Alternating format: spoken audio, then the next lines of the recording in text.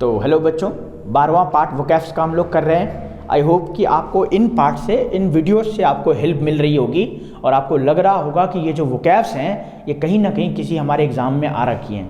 मैं भी बहुत सालों से देहरादून में पढ़ा रहा हूँ, तो ये जो वोकैब्स हैं ये वोकैब्स मैं अपने इसमें भी कराता हूँ लेक्चर्स में, और वो आने वाले एग्ज़ाम में फिर मैं उनको वेरीफाई कराता हूँ कि मेरा पढ़ाए हुए में से हमारी इतनी वोकैब्स इस एग्ज़ाम में आई हैं। तो चलो बिना देरी करते हुए सेशन की तरफ आगे बढ़ते हैं। क्या क्या वोकैब्स आज की हमें पढ़नी है? अर्ज है, वेल्थ है, विजडम, इनसाइट, परपेचुअल, जील, क्वीर, हार्डशिप, इमोर्टल और होमेज। आई होप आपको काफ़ी वोकैब्स इसमें से पहले से आती होंगी। नहीं भी आती होंगी तो आप इनको देखते रहिए, बार बार देखेंगे तो वो ऑटोमेटिकली आपके माइंड में याद हो जाएगा, आपको मेमोराइज हो जाएगा। तो सबसे पहले अर्ज की बात करें तो अर्ज का मतलब होता है रिक्वेस्ट करना। अर्ज का मतलब होता है कि आप किसी से क्या कर रहे हैं, अर्ज कर रहे हो कि भाई मुझे ना थोड़ा सा ये काम करना था, तो अर्ज का मतलब होता है रिक्वेस्ट करना। उसके बाद करें वेल्थ की। वेल्थ का हमारे मतलब होता है, हाँ हम सोचते हैं, हमें लगता है कि वेल्थ रिलेट करता है आपकी हेल्थ से, लेकिन नहीं, वेल्थ हमारा प्रॉपर्टी, मनी या फाइनेंशियल कंडीशन को डिनोट करता है। विजडम मतलब होता है इंटेलिजेंसी, बुद्धिमत्ता जिसे हम लोग कहते हैं। इंसाइट की बात करें तो इंसाइट का मतलब प्रेरित करना होता है, और इंसाइट एक तरह से अर्ज का सिनोनिम्स भी हो सकता है। परपेचुअल का मतलब होता है ऐसा कुछ जो लगातार है, परपेचुअल उसे कहते हैं, नेवर एंडिंग भी कह सकते हैं। जील का मतलब होता है एंथुजियाज्म, एक तरह से साहस जिसे हम लोग कहेंगे। क्वीर हमारा स्ट्रेंज पर्सन होता है। 2022 के सितंबर के एग्ज़ाम में हमारे पास आ रखा था क्वीर पर्सन, उसका सिनोनिम्स उन्होंने दे रखा था, इडियम्स में पूछ रखा था, तो पहला ही ऑप्शन उसने दे रखा था स्ट्रेंज पर्सन। हार्डशिप का मतलब हो गया कठिनाई, इमोर्टल का मतलब हो गया अमर होना, और होमेज का मतलब हो गया श्रद्धांजलि, श्रद्धांजलि देना एक तरह से। तो चलिए आयो इनकी हिंदी लिख लें हम लोग और हिंदी से फिर आगे बढ़ें। तो अर्ज का मतलब हो गया हमारे पास, अर्ज मतलब प्रेरित करना, प्रेरित करना या फिर रिक्वेस्ट करना, आप इसे कह सकते हैं रिक्वेस्ट और आस्क, और ये एक और वर्ड है इंसाइट भी बोल सकते हैं आप इसे, इंसाइट। उसके बाद करें वेल्थ की, तो वेल्थ का मतलब होता है संपत्ति, संपत्ति या फिर क्या बोले प्रॉपर्टी। तो इसका जो सिनोनिम्स होगा इंग्लिश में, तो उसकी बात करेंगे तो प्रॉपर्टी या फिर एसेट भी बोल सकते हैं, और फाइनेंशियल, रिलेटेड टू फाइनेंस ऐसा भी कह सकते हैं। अब देखना पड़ेगा कि हमारे एग्जाम में क्या आया रहा। विजडम का मतलब होता है बुद्धिमत्ता,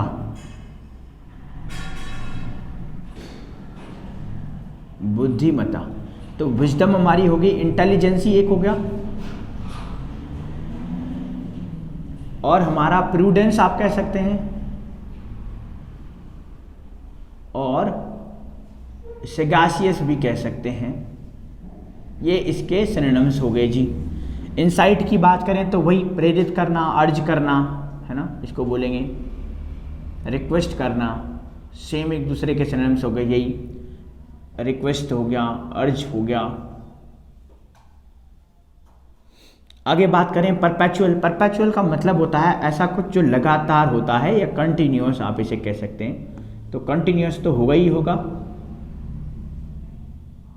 नेवर एंडिंग भी बोल सकते हैं इसे, और इसको एक और वर्ड कह सकते हैं इंडेफिनाइट, और इंडेफिनिट एक कह सकते हैं इसे। चलो जी, जील का क्या मतलब हो गया? जील का मतलब हो गया जी उत्साह, उत्साह। इसको हम लोग कह सकते हैं एंथुजियाज्म, या फिर इसको हम लोग कह सकते हैं करेजियस। क्वीर का मतलब क्या हो गया? अनजान, जिसे हम लोग कहेंगे अनजान, और इस क्वीर को क्या कहेंगे? Strange, strange. या फिर इसे हम लोग एक और कह सकते हैं अननोन। आगे बात करें हार्डशिप की, तो हार्डशिप का मतलब होता है कठिनाई, कठिनाई। कठिनाई को क्या बोलेंगे जी? कठिनाई को बोलेंगे हम लोग प्रॉब्लम्स बोल सकते हैं,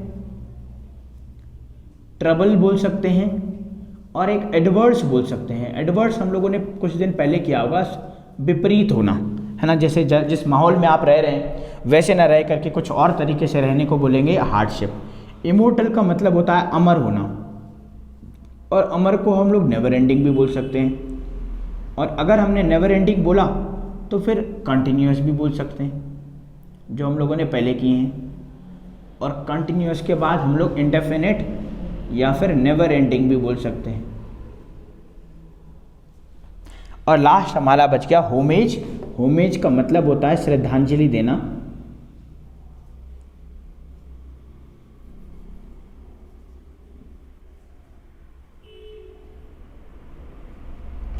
और श्रद्धांजलि एक तरह से आप इसे ऑनर बोल सकते हैं,